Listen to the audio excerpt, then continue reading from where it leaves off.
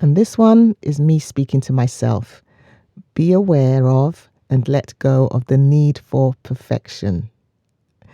And this applies to people like me who buy or may be gifted with, say, I don't know, a beautiful silk or beaded covered journal with linen pages. And it's so beautiful. Oh my gosh, I don't want to spoil it by writing in it and making mistakes in it. So then it ends up as a coffee table coaster because I couldn't dream of writing in it. Like I said, speaking to myself. Or we get so hung up on grammar and spelling mistakes that we end up ripping out or deleting pages and starting over and over and then finally give up. Just let that go. As the blog's author quite rightly states, the pursuit of perfection acts as a blockade to really great work because you're trying to achieve something that's impossible. One of the many other benefits of emotional and sacred journaling in my book, see what I did there? Anyway, one of the many benefits is that you can always go back and reread your entries later for those realizations and understanding that we mentioned earlier.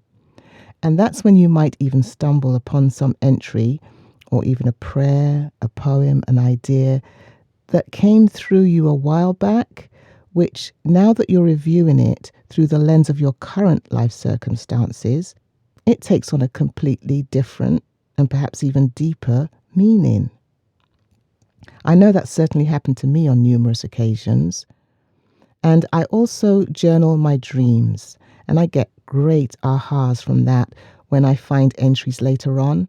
And now I have the clarity about the dream symbols and what they were pointing to, when at the time of the dream, it absolutely made no sense. The other thing to consider when journaling is when to engage in our sacred writing. And I'm talking about, determining what time of day to write.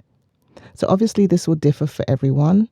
Some people find that they're more in a writing flow in the morning, while others, writing before bedtime helps them process the events of the day and even diffuse tensions from any charged interactions or situations which, if they went to bed and left them unprocessed, might impede or interrupt their sleep. When you write isn't as important as being consistent in your sacred writing practice. So once you've identified a time of day that works for you, then as your schedule allows, do your best to stick to it. Having a regular sacred writing or journaling practice helps build the habit of being aware and being present.